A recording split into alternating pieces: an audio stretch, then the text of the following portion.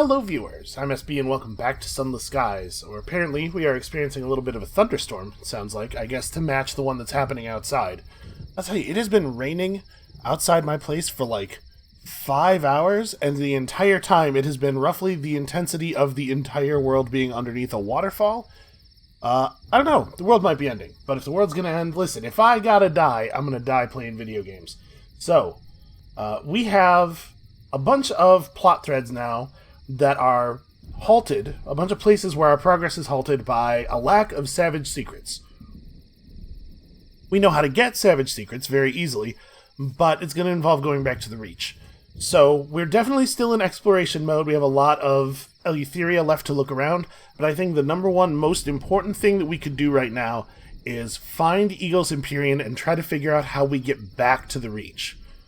We're certainly not done with stuff here, but I really, really want to know how to leave. I think that's pretty important. Oh, that's a weird place for us to start. Is this where I was? That's kind of odd, right? For us to have been pressed all the way against the side of the building like that. So we don't know anything about anywhere else in Pan. The only reason we sort of knew where these two were was because of the prospects. And we don't have any more of those, so I guess we're just going to kind of fly around arbitrarily. Seems like a really good way to get into some trouble. Thought that the projectile was going to travel a little faster there.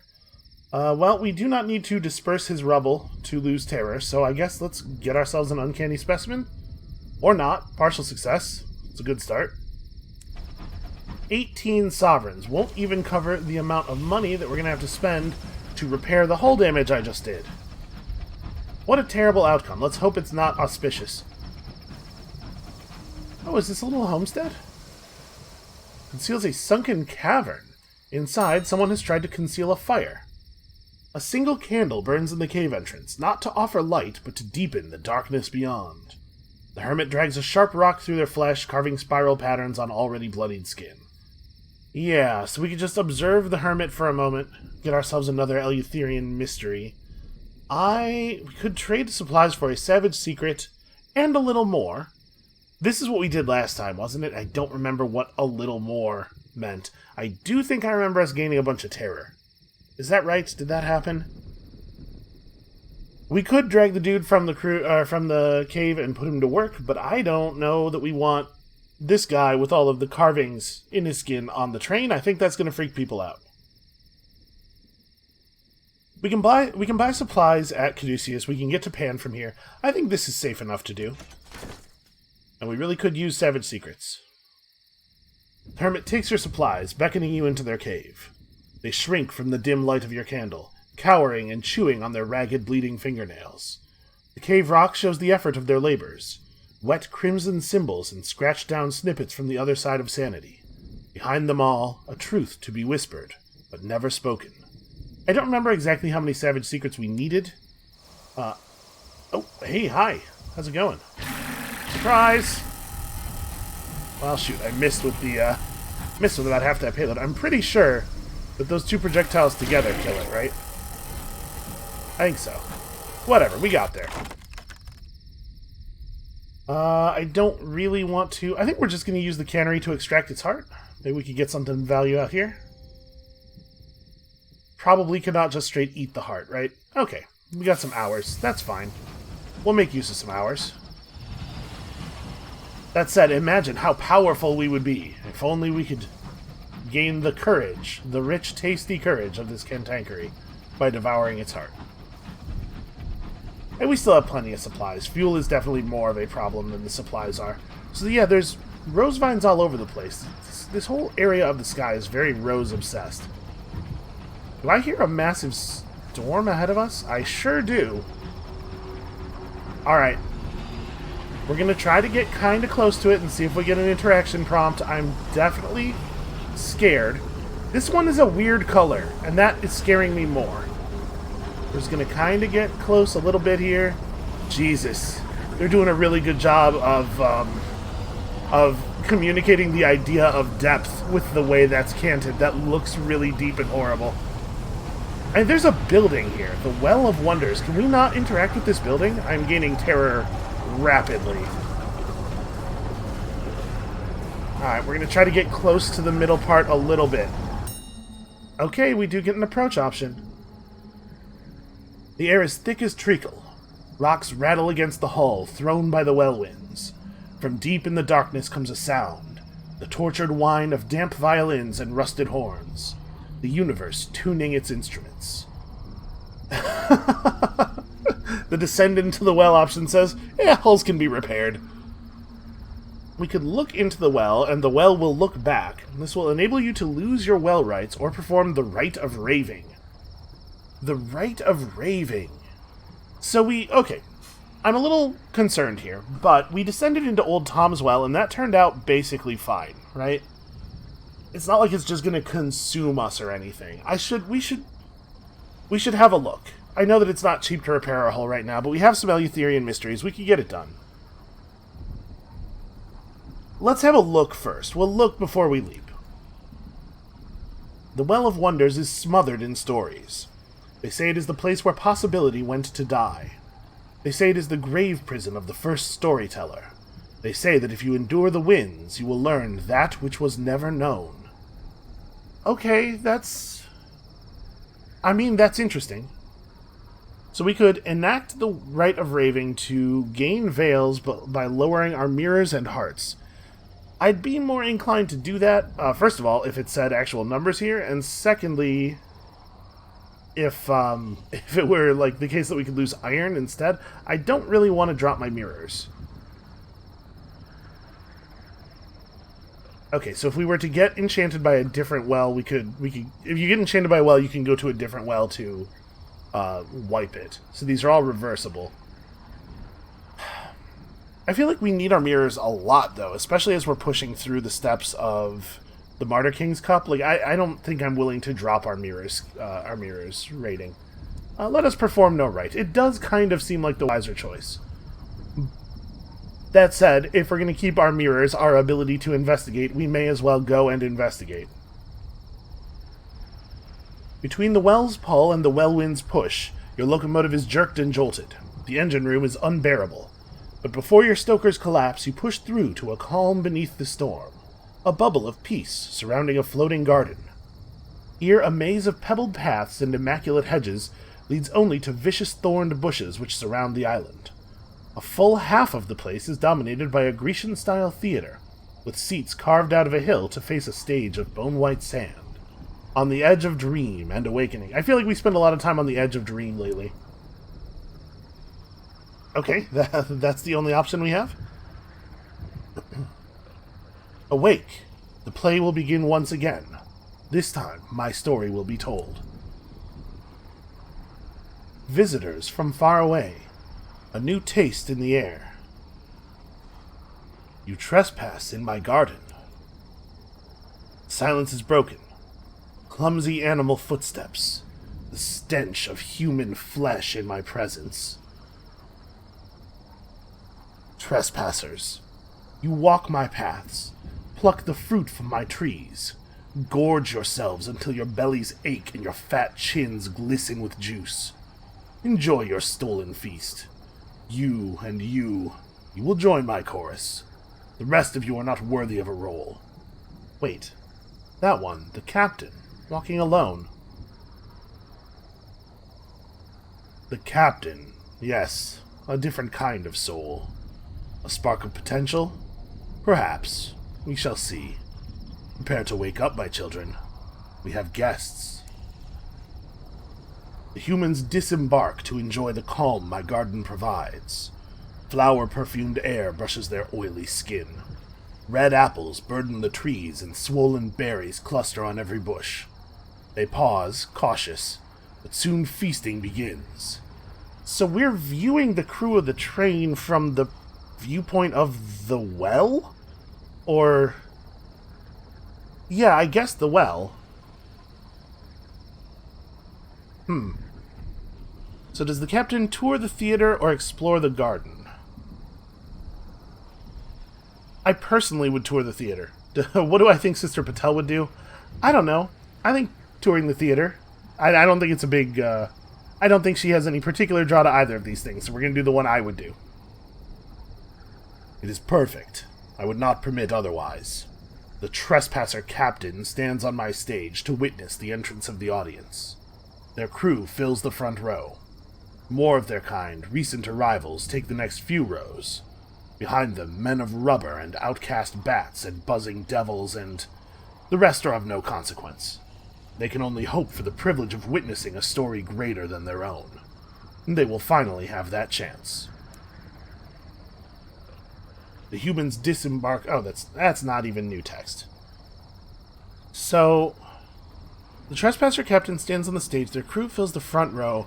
More of their kind, recent arrivals take the next few rows. Are there other people here right now, or are we, like... We don't know what recent means, relative to the time scale that our observer is working on. Are there other people trapped here? Guess we could have a look around the garden. The trespasser captain approaches warily, despite the welcoming sense of afternoon tea. The tea is hot. The scones are soft and warm, dribbling with butter and strawberry jam. My guests sit frozen in their endless repast, watching eternity through unblinking, bloodshot eyes. Okay, yeah, so there's people here that have been stuck here. The captain could look at... Oh, there's a lot of people here. In fact, I do not think we should pay any attention to that empty seat for fear that we will accidentally sit in it. I guess let's go down the list. Captain looks closer at the lost girl. The speaker of my truth, the first of my delightful pets. She fled her life, all the way down a rabbit hole. In my garden, that dream came true. So many years have not passed for her since then. So yeah, it's been some time. We can try to turn to leave. If I explore the garden again, will I get to look at... Yeah, okay, we'll get to look at the other people. The captain examines the restless vagabond. My king who wars. Who else could take on such a role? His wanderings followed the sun beyond the edge of any map, but all such travels must cease, eventually. Yeah, usually not quite this way, though, huh? Hold on, I want to look at more of the people. The runaway scion. Scion of what? A poor match for the king who speaks, but one that suffices. A prince in waiting, fleeing an extinct kingdom. I have seen the royal blood spilled many times. His veins will not endure another performance of my story. Okay, that's worrying. That is legitimately concerning. Especially since it seems like we're probably not going to be able to leave without seeing that performance. Captain pokes at the thrice-dead bride. Every chorus needs its mistress. Is that true? She found profit in love and death many times over. Her story should have ended at the bottom of the well where her last victim overcame her. But the deepest wells often echo each other. When circumstances are right, their depths can bleed together. Okay, I'm familiar with the people ending up in a well. I've read that story before. The careless scholar. That's familiar. My dear Prince Apostle prepares for the final show. The knowledge tempts people to strange shores. What did they think they would find with that contraption of mirrors and glass? A chance at glory? Soon, my scholar. Probably not the sort of glory he was thinking of. And finally, an empty seat, a spare stone bench by the table, awaiting its player. Seems like we're going to end up there whether we want to or not. Will you sit in it, my captain? Are you at last the one who our story has waited for? The stage is set. The stars themselves hold their breath. And we've glimpsed our future here in this seat. Alright, I don't think we need to turn to leave. I'm a little concerned that attempting to leave when we are so obviously supposed to stay might have some consequences. Let's just, see what transpires. Have to admit I'm curious. It's written like a playbill. Being the Ballad of the Sullanasian Conjunction. A tragedy of treachery, injustice, and revolution in one act, as it is performed in defiance of the false king of Eleutheria. The lost girl as the speaker of truth, the ruthless vagabond as the king who wars, the runaway scion as the king who speaks, the the thrice-dead bride as mistress of the chorus, the careless scholar as the prince apostle, and the trespasser captain as the prophet exile. Enter, speaker of truth. I do enjoy the theater. Exterior, a burning forest in a land far away, long before recorded time. A contingent of princes of light, led by the exiled prophet, are carried in a convoy of palanquins by members of the chorus. And the speaker of truth says, "Once again we wake to perform our captor's song. With our blood we give it shape and new life. Let us pour a libation to any gods that might hear, a prayer that this telling might be the last. Travel with us now to a time long forgot, when the twin kings of measure and distance reigned. Here a prophet came with princes of ambition, bearing the spark of celestial revolution." Okay, story's a little abstract for me so far. The revolutionaries made camp, here overlooking the palace of the twin kings. Even from this distance, the light burned. Prophet was in exile from a place that was not. In the courts of the judgments it spoke, and was shunned. But the lesser gods of the heavens listened and followed.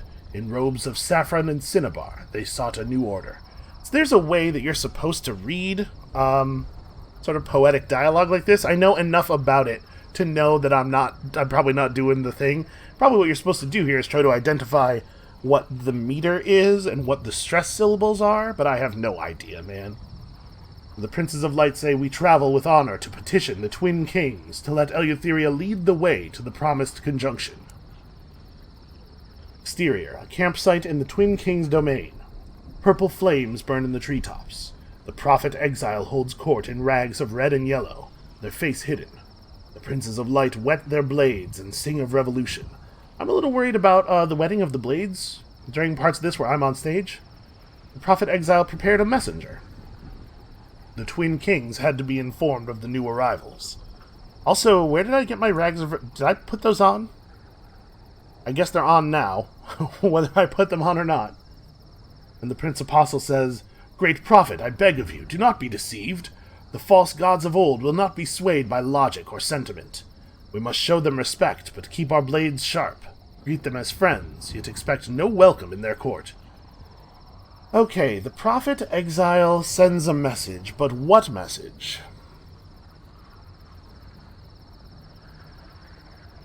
Alright, let's go back over the text a little bit and see if there's any... I want to make sure that I'm trying to put this on the way the well wants it to be put on, because again, I would like to be allowed to leave.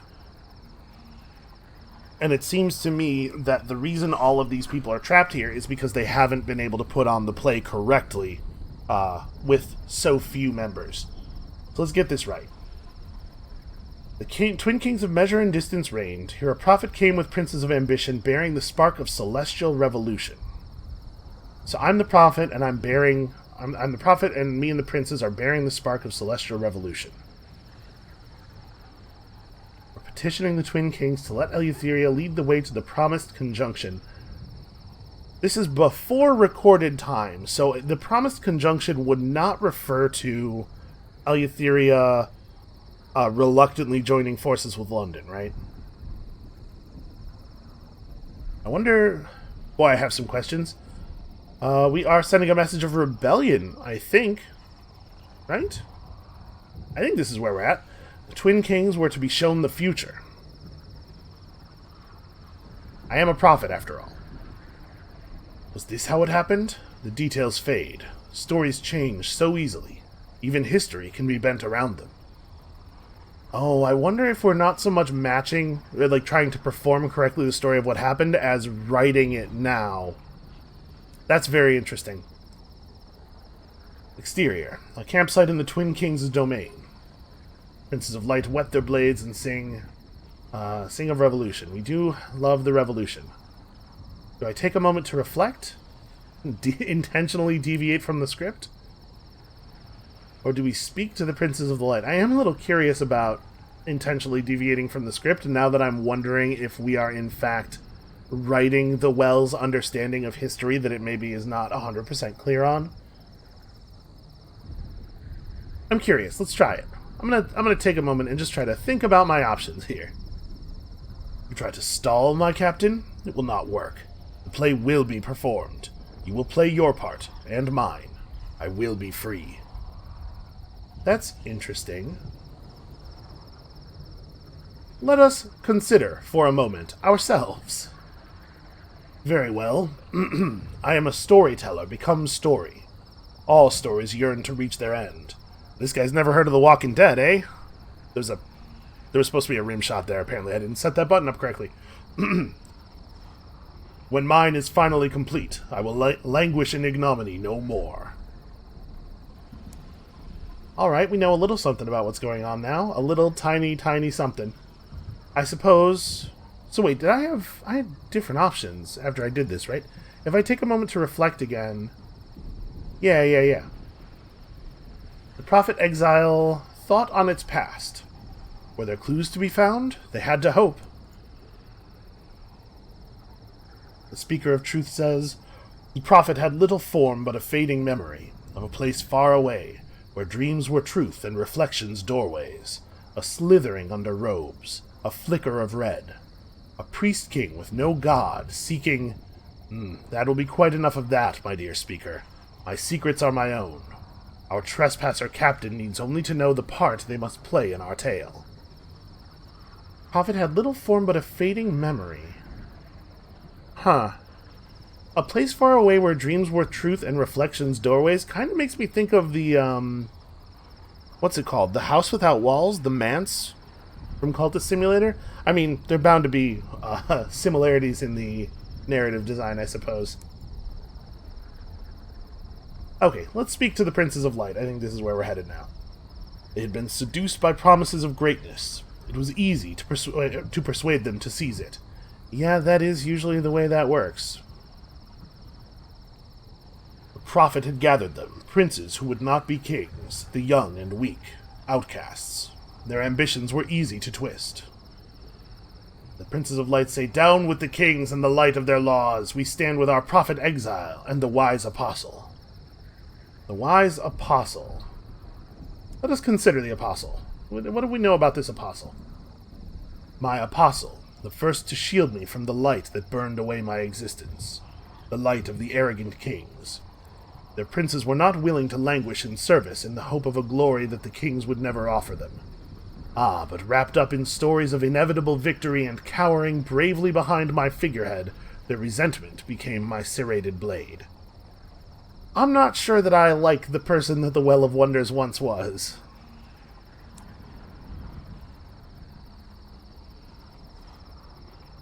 So the Prophet Exile could call for the Princes of Light to assemble to hear the response of the Twin Kings.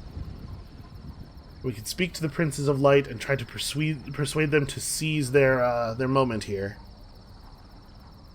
Let us hear the response of the Twin Kings. I feel like I still don't 100% know what's going on.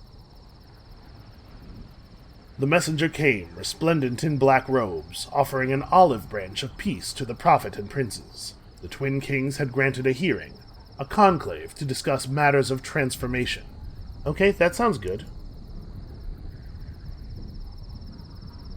Interior, an ancient throne room, built and bathed in the light of law. On a throne of fire sits the king who speaks. On a throne of obsidian sits the king who wars. They are the Twin Kings of Eleutheria, united in ruling. It sounds a little bit like the Draken diarchy from Endless Legend. Except they're both awake at the same time, I guess. When the Prophet Exile approached with gifts. Despite them granting protection to their visitors, the lambent glare of the Twin Kings still burned. I'm hoping that by being present for a throne room scene here, we can learn a little bit more about this conjunction. The Prince Apostle speaks. My lords, your wisdom is known and revered. We come in submission under the flag of our prophet, to show you a glimpse of the future we seek to build, and to prove false those who speak against us. Princes of Light say, hail to the Twin Kings, and the light of their laws. We throw the fate of our cause upon your mercy. What do we bring? We bring books, or... I'm a prophet. As a prophet, the thing we usually bear is knowledge, right? I think books make the most sense. Secrets known only to those who had traveled behind glass. Okay, that's interesting. When we when we had our moment where it seemed like things almost became clear, back in Caduceus, we heard like a finger tapping on glass, right? There's like an idea here of a space. There's sort of an idea here in Eleutheria. The idea I'm getting is of a space that's sort of like front of stage and a space that's sort of backstage, with a pane of glass, a metaphorical glass separating them, maybe? The King Who Wars says, "We accept your tribute, but not your cause. Only my brother's curiosity grants your protection. Do not mistake it for ratification or approval." And the prophet began to speak, not words of injustice, but of change, of the laws that bound the makers of law tighter than any, of another place where chaos flourished. And the King Who Wars says, "Your words have been spoken and your cause is rejected. Begone from our sight before our hospitality wanes." But the King Who Speaks objects, "But brother, what in our sight has ever flourished in stasis? Must we reject even the notion of change? What good is our rule if it only causes stagnation? The chain binds us all. It is our privilege to enforce it. To question it? No, you forget your place. This matter is settled. I have spoken." The prophet spoke up in agreement. It could be clearer. Sorry, in agreement with who? It is probably the case... I think it is probably the case that if I push back, it's just going to cause the King Who Wars to dig in more. If the King Who Speaks thinks that we might be onto something here, maybe it is best to let him do the convincing. Prophet falls quiet. "Enough. This circus has ended. Begone from our sight. Consider your lives a gift of my counterpart's soft heart." Exterior. The prophet exiles camp. The princes of light whisper of the anger of the King Who Wars. As he fumes, the very sky broils. A fearful gathering was taking place. Where would the princes go from here? Alternative plans. The Prince of Light says, "Our hope for an ally lies crumbled and burned. What hope do we have now?" The Prince Apostle replies, "Have faith in our prophet. Their wisdom will provide. We need but a symbol of our courage to light the new path. The twin kings lack unity. We have a chance to show the rest that they spurn us at their peril." Speaker of Truth says, "But that boast was interrupted. A visitor had come." Enter the King Who Speaks. He approached without guards or attendants, a beacon of light in the dark forest. See, this is what I was hoping for. He's come around to our point of view. He's going to work his brother for us. I hope. The Prince Apostle cries out, "My king, without messenger or brother, what brings you so far from the safety of your throne?" The King Who Speaks replies, "I come not to quarrel, but in supplication. Our light grows dim. Your prophet speaks truth. My other half would quash all change. And I see we must evolve, become greater. Let the old order fall, and from the ashes rebuild." Why would a king sacrifice their power so readily? My experience has been that people in power not super eager to see a truth that decreases their amount of power. We should maybe probe a little bit here, make sure that this is not a trick of some kind. The king's gesture was unexpected and foolish. To venture from the safety of his palace? Such an opportunity. The prophet bade the king remove his armor. A symbol of trust. A symbol of faith. The King Who Speaks says, "To the revolution I give my armor and shield. Let my brothers in arms be my protection. So shall it be, in the name of the revolution." The prophet bade the king remove his vestments. This seems a little, maybe like we're going a little far there. The symbols of royal authority, the trappings of power. I get the metaphor, but if you tell a man to get naked in the woods, I'm just saying, like, there might be some resistance there. And the King Who Speaks replied, "I stand before you as an equal, with nothing to hide. Let me be wrapped in your cause, and it alone be my warmth. So shall it be, in the name of the revolution." And the prophet took the King Who Speaks' fealty, a pledge to the revolution, a pledge to the new order. Definitely feels like pushing. It's working, though. "You have my sword, you have my pledge. You have my service, from now until my darkening. All right, well, the power of belief, I suppose. So shall it be, in the name of the revolution. An ambush! At their prophet's symbol, the princes drew their knives. They stabbed the king's unprotected soul, and also, I reckon, the rest of him. Enough! The deed is done. Let the daggers come to rest. The Prince Apostle says, gather the fool's armor, drink his light. A god lies at our feet. His other half will be next. Soon Eleutheria will be our bastion and our call. We ride into battle with the break of dawn. So shall it be, in the name of the revolution. The captain objects to this betrayal, or the captain would have done the same. To be perfectly honest, I think probably Sister Patel would have done the same. A king so easily tricked is unworthy of their rule. He was supposed to be the smart one, to be fair. I think she would have done the same. He declared fealty of his own free will, and it was the only path for our revolution. To depose the kings and make Eleutheria the new kingdom I had promised my followers would rule. Of course, under my guidance. All we had to do was press the advantage, or so we believed. Interior, the Palace of the Halved. The fiery throne of the king who speaks has fallen. The hall shakes with the king who wars' fury. Burning marble rains down from the ceiling, exposing a blood-red sky. King who wars mounted his chariot. His anger was cold, an ancient fury. He's loading the text in pretty slowly around here. The king who wars his chariot thundered through the sky. The night burned crimson. The forests became ash. This was how a king fought, with fire and light, and the princes learned the folly of their youth. And the king who wars cried out, "Scream not for the comfort of oblivion. Such mercy is not for traitors to know. As you burn forever in my palace, in the flames of anger you have ignited. And you, false prophet from the land beyond mirrors, architect and abettor, who put yourself above both gods and kings, for you, a storyteller's cruelest fate. Guards, bring them hither." The prophet was taken to the place of punishment. The darkness of the well awaited them. So the well already existed. It's not that the storyteller became the well. Exterior, a well deep in Eleutheria. The prophet exile is bound in chains of sorrow. At the king's gesture, a guard extracts a molten metal mask from a forge. No eyes, no mouth, never to see the outside world, never to speak treason again. The mask silenced both screams and rebellion.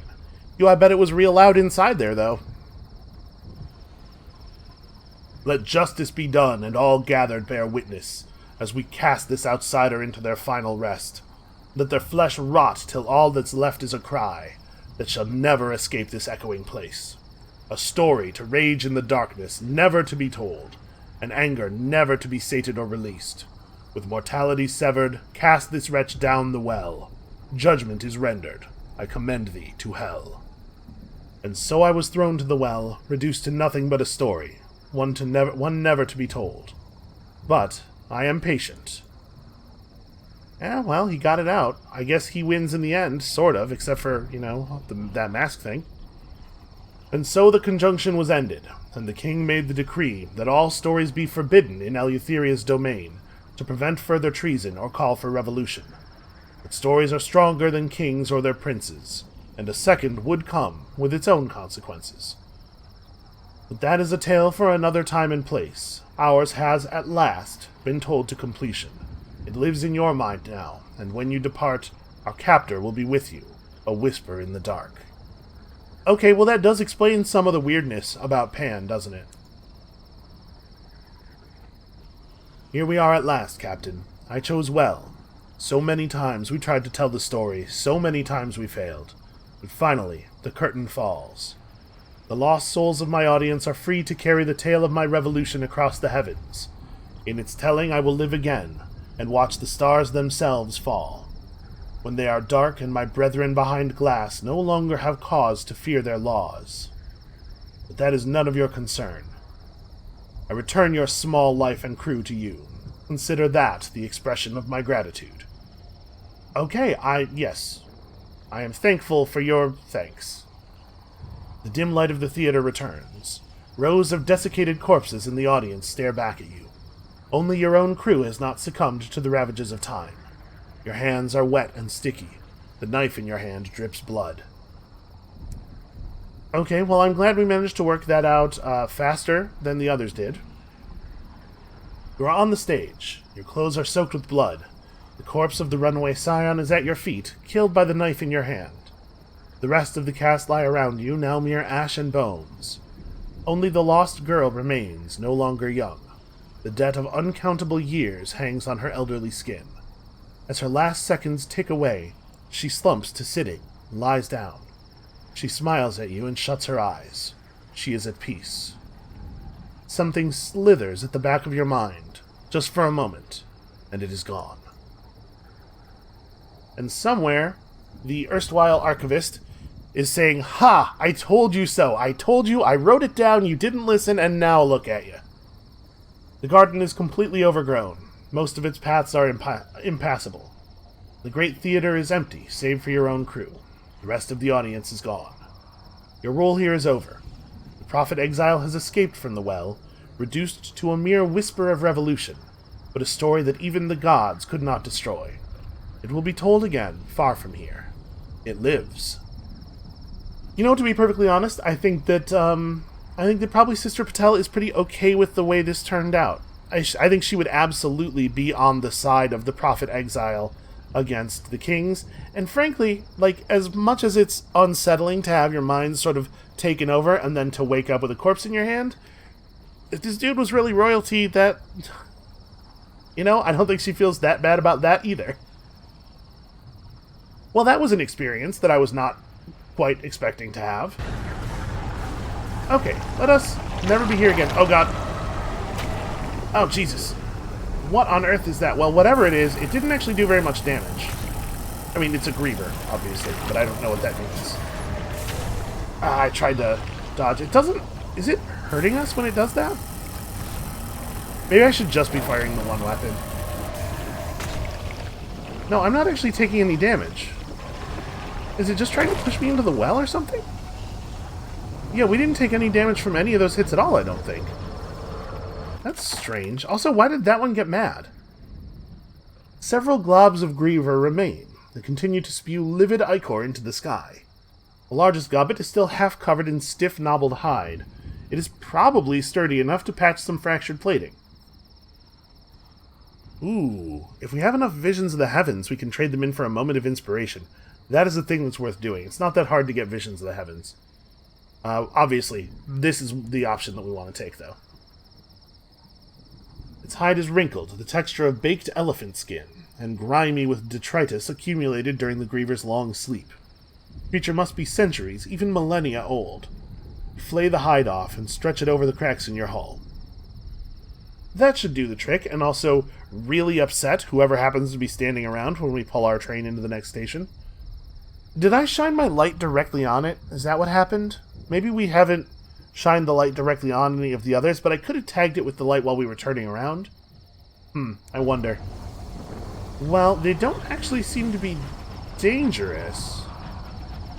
I think I saw, yeah, there's a dead locomotive over here. We should hit this. What is my hull at now? 101. Let's loot the place instead. Only a partial success. Does that mean that I'm going to lose crew? What do we need most here? Probably... Let's go to the captain's quarters, because this is where all the cool savage secrets and stuff might be. If we get fuel, we're going to run low on supplies. If we get supplies, we're going to run low on fuel. Like, we're already at a pretty good balance of things. Let's just see if we can get a little lucky here. Turn the cabin upside down, taking personal effects and keepsakes. Perhaps there's something useful among them. No sooner are you back aboard than the wreck breaks apart, spilling its remaining contents into the sky. It's only then that a head count reveals you're one short. Okay, we gotta start getting our crew back together. Okay, what is going on over here? This is interesting. We ended up at 25 terror. That's not so bad, I guess. Alright, so next time we see one of those sleeping grievers, we're gonna perform a little bit of science on it. Okay, well there's something way down there. Guess let's go find out. Yeah, this is an island. It looks like there's... I mean, those look like unnatural structures, right? The lines are too straight. So something was built there at some point. It looks like it may not be as together as it once was. Getting a little misty over here. We've had a bad time with mist in the past. A wind whistles in the thorny brambles, shrill and lonely. Okay, we're getting close to whatever that was. The incognito princess says, I remember reading about Lord Langley. Strange fellow. Strange ideas. This is a place. Our cavi has really been killing it. Langley Hall. Have we heard of Langley Hall? Maybe. The name seems familiar, but I'm trying to remember, like, from what context, and I can't quite come up with anything.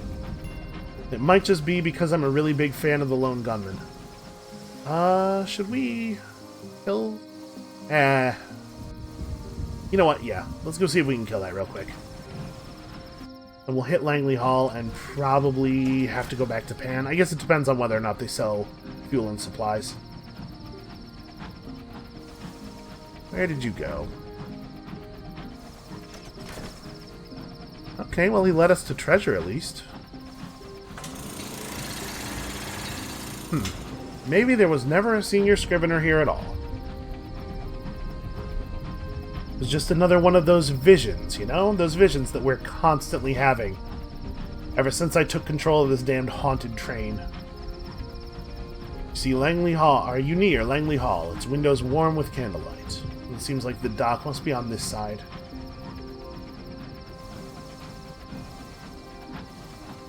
And this place does look kind of just quiet and pleasant. I assume we're going to find out the horrifying truth any moment now.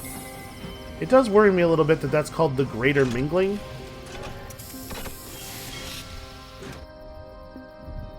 A sprawling house of numberless rooms. Founded by Lord Langley, it is a refuge for those willing to brave the dark of Eleutheria.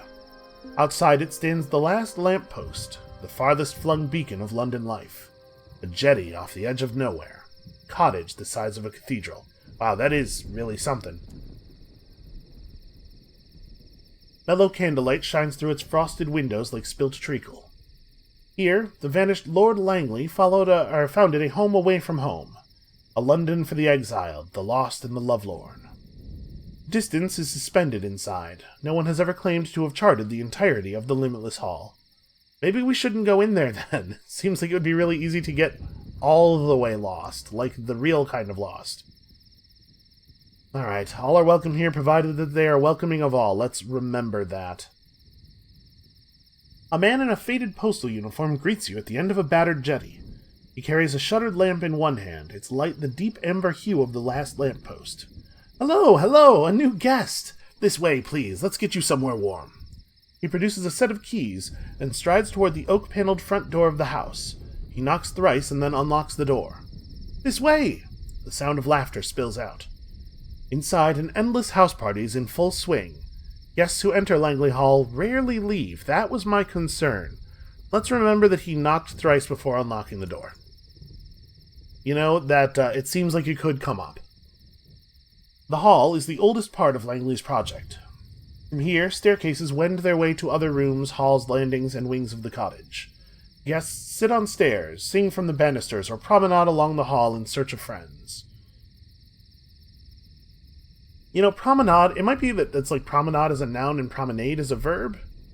I know because I'm from America. We definitely say promenade when calling a square dance. I don't know. Closest door to the entrance is wide open, revealing a cloakroom the size of a village green. Fires crackle in 7 hearths. Someone has set up a bar. How do you get enough firewood to keep an infinite number of fireplaces constantly burning? Well, I suppose we ought to compile a port report, you know, while we're here. Langley Hall is widely considered to be a folly and a fool's paradise. Have those who say such visited? Langley Hall is a labyrinth of well-intentioned jollity. Parties snake from the front door to the back kitchen by way of 1,000 bedrooms, bathrooms, billiard rooms, and ballrooms. This sounds like a mad castle of King Ludwig, or a castle of Mad King Ludwig. The wine flows like water, and the hour is always hazily too late. Those that come here rarely leave, and those that do rarely do so for long. They have made a home of Langley Hall, or at least Langley Hall has made for them a home. Definitely worrying. Sign the guest book. Maybe we should just bounce? I do kind of want to know what's going on inside, though. Sister Patel is not lured by knowledge quite the same way the Archivist was, but still, it calls. Right? That's what all those points of mirrors are about. All right. Just a little formality, the post officer says apologetically. Don't worry. We don't have many here. Well, that would be appealing to her. He leads you to a little side room where a buffet replete with dips and breadsticks has been laid out. He produces a huge leather volume from under a table and moves some hummus so he can set it down. The spine indicates that this is volume 3. Tell us how you'd like to be addressed, whatever you like, who you really are, or who you want to be. He hands you the pen.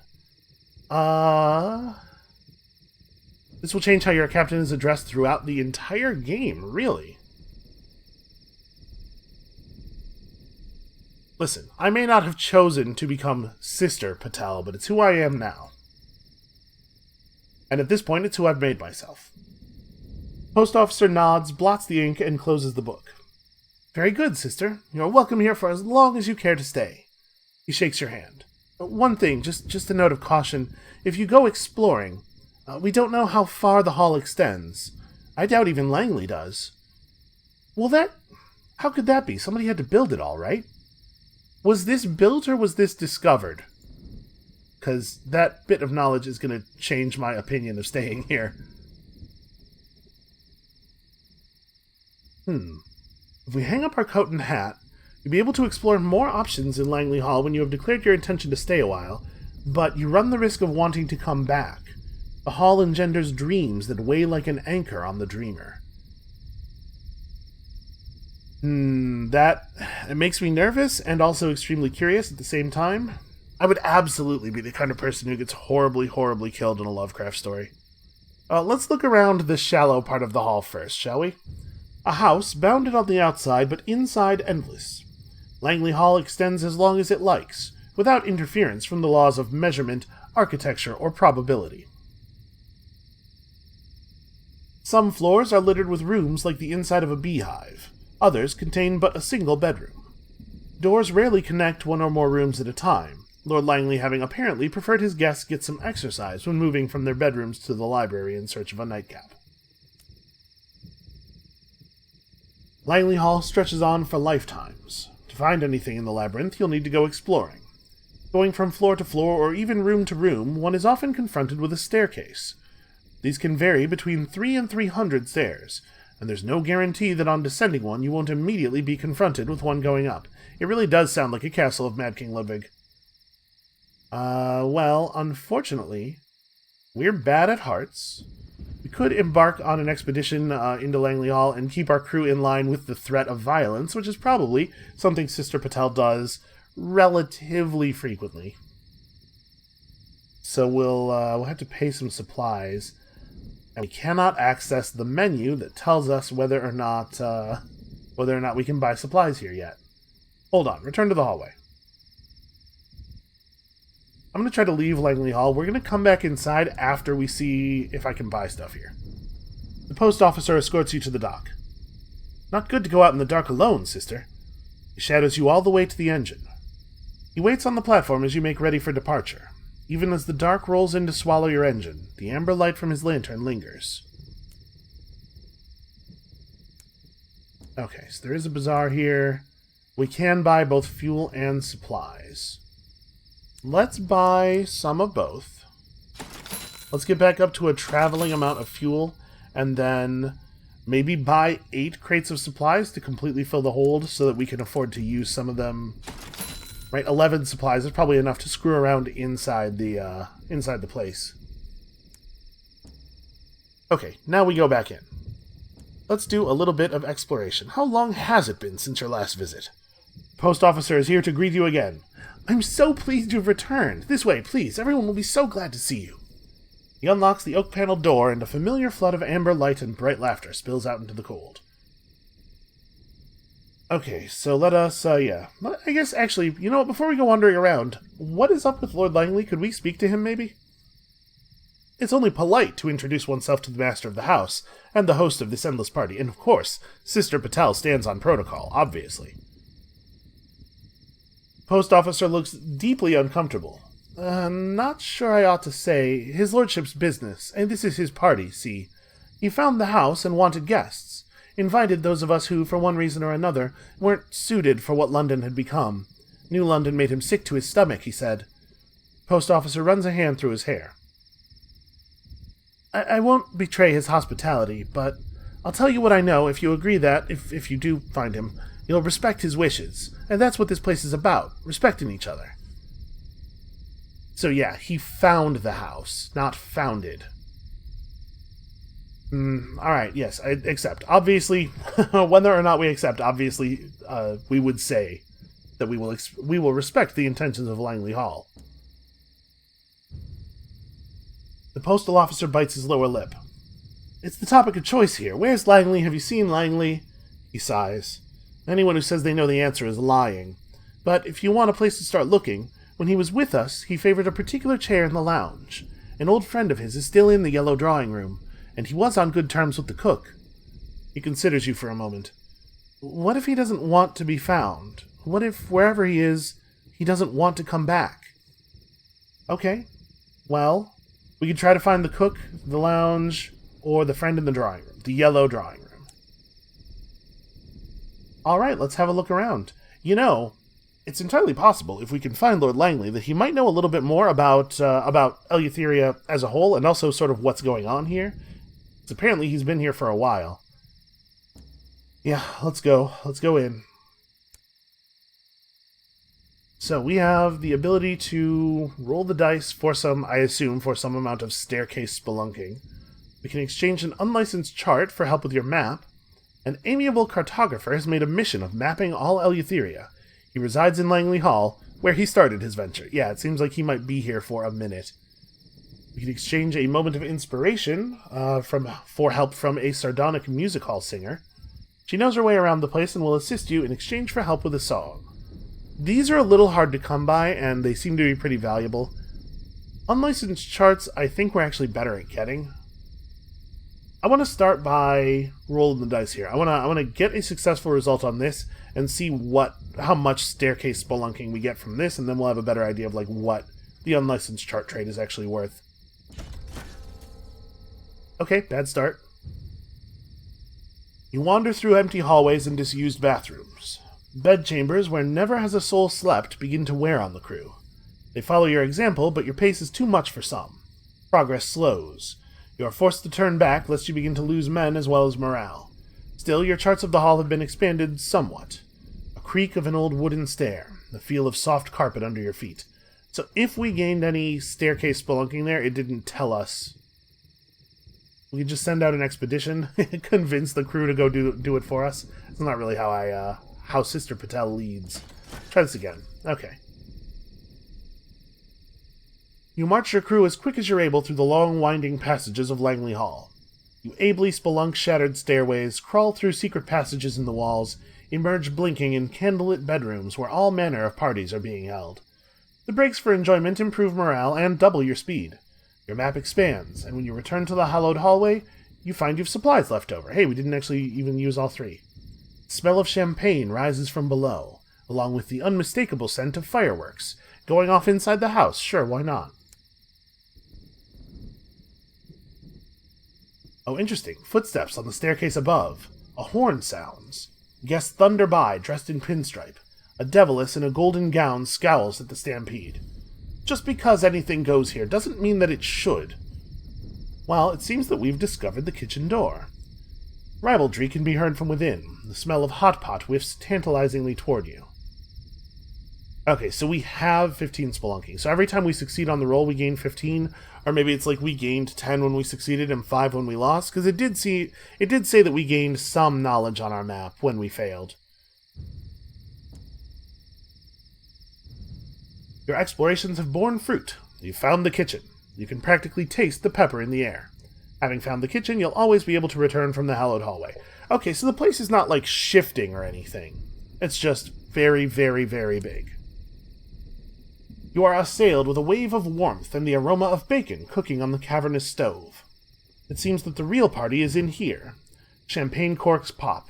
Someone is playing a viol? I'm going to assume viol and not viol. No, because people say viol. It's probably viol. Cards are slapped onto the wooden table. A dozen flushed faces turn toward you, all beaming.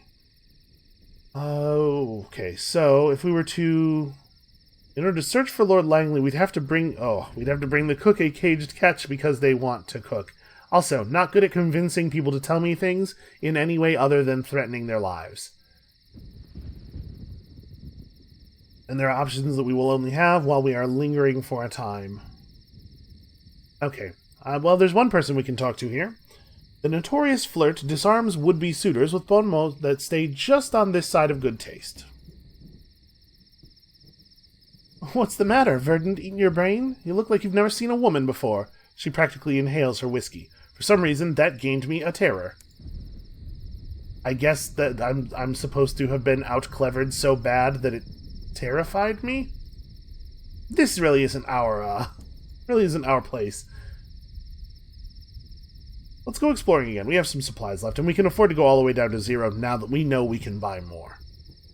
Should I go buy more now? Now, let's explore a little. We certainly have... Actually, how much money do I have on me? I can't open up my hold to even look. Whatever, I'm sure we have enough. So, do we want to trade an unlicensed chart for 2 rolls worth of... wow, there's actually a lot of rooms to discover, huh?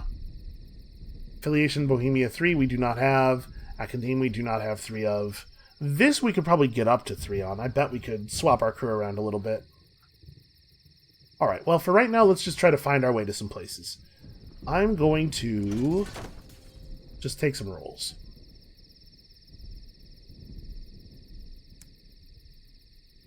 Ah, we found the lounge. Okay, that's useful. A door opens atop the next landing. Inside, candlelit sleep. So we have 25 now. That means we did gain 10 spelunking from passing that roll. Which means that we did gain 5 when we failed. Your explorations have borne fruit. You found the door to the little lounge. The sound of snoring is quite loud. The lamps are low, giving the room a warm amber glow. The wood paneling is dark. The wainscoting is decorated with sleeping cats. A fire, orange as a harvest moon, blazes in the hearth. Guests slumber on the enormous sofas, or else whisper to each other from the armchairs. Wherever you look, there are glasses of mulled wine. Okay, we're not going to have the easiest time in the world leaving. And in order to search Lord Langley's chair, we would have to decide we're hanging out. You could just close your eyes for a while, but this will cost you a crew member. Someone will not want to leave with us. This place is definitely dangerous. It's dangerous in a very insidious way. Let's explore a little bit more. You make for the door. A few languorous hands extend from various sofas, footstools, and poofs, but you pay them no heed. The door opens with a reluctant creak. The air is colder outside. The light's harsher. Yeah, I've been in places that make the rest of the world feel like that. I definitely understand the heart's roll to try to leave. Let's throw down a couple more times.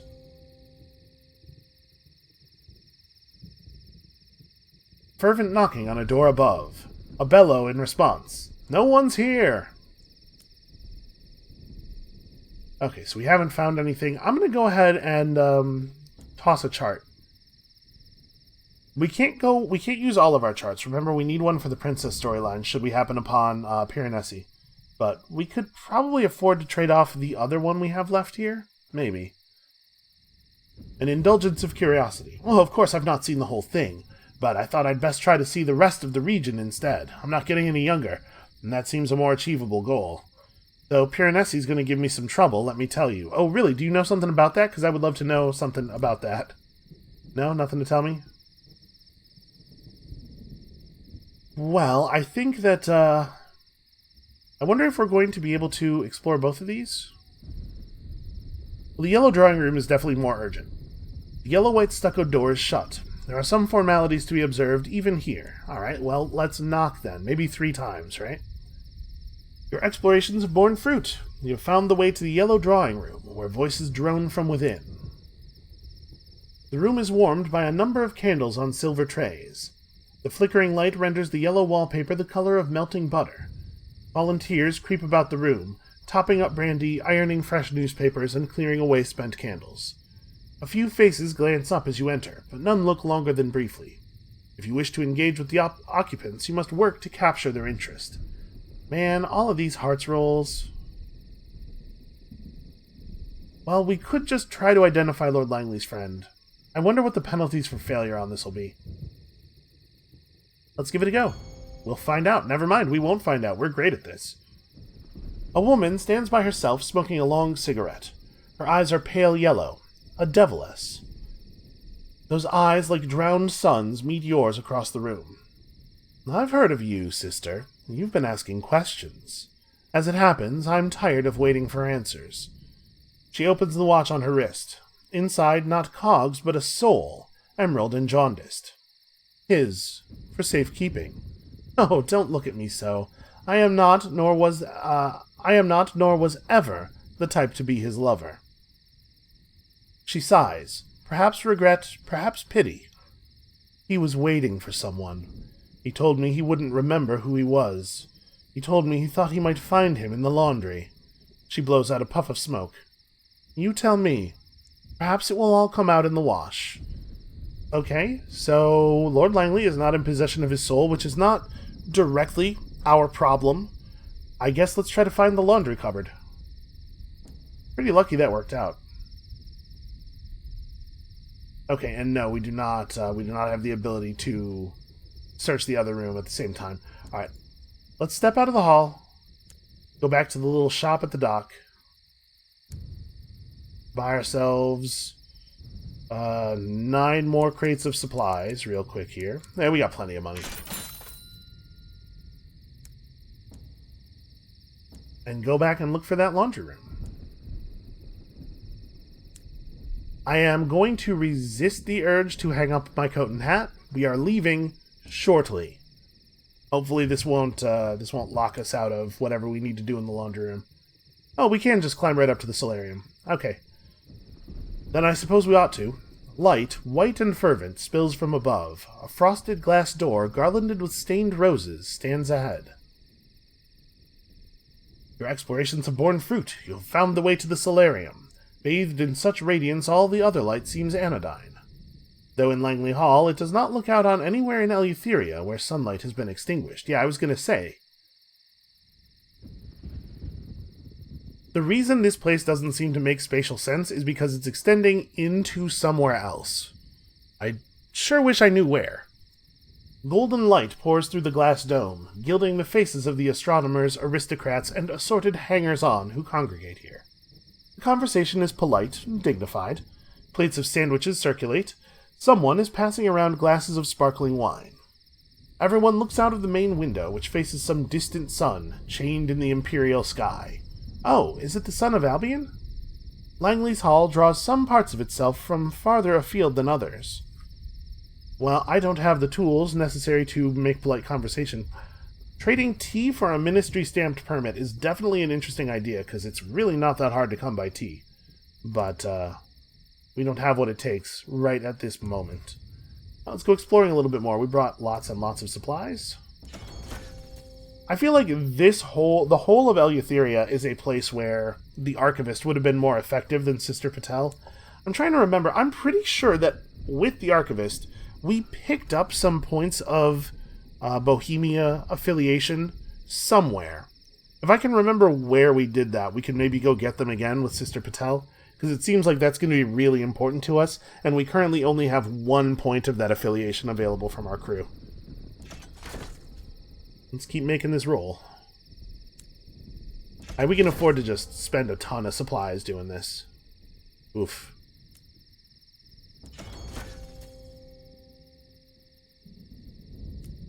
Right, have we gotten ourselves... Aha! The upstairs laundry cupboard. It dominates the landing like your aunt at a dinner party. You can hear giggling coming from within. What do you think? Is Lord Langley a giggler? You found your way to the upstairs laundry cupboard, which smells of fresh linen and spilt wine. You pull open the doors and are met with the smell of fresh laundry and spilt wine. Voluminous blankets, an impossibility of towels, and an improbable amount of bedding conceals most of the cupboard from view, but from somewhere much further inside, you can hear the unmistakable sound of giggling. And indeed, in order to determine who is in here, we'd have to decide to stay a while.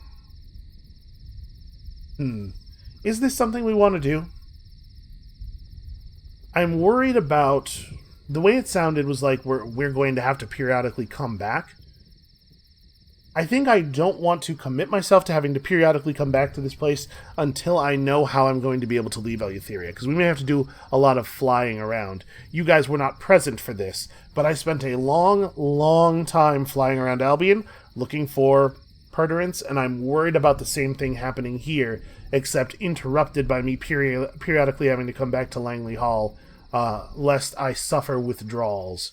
So for now that we can get back to the laundry room anytime we want, I think we're just gonna go ahead and bounce. We'll continue to search for Lord Langley later, once we know how we're going to be able to leave this place. Okay, so let's buy ourselves a whole bunch of supplies. What does my hold look like? We have some stuff. I'm wondering if we want to pick up the bronzewood here, or if we maybe want to hold the extra space for something else, in case we should encounter something else, you know. Yeah, I think we'll just wait.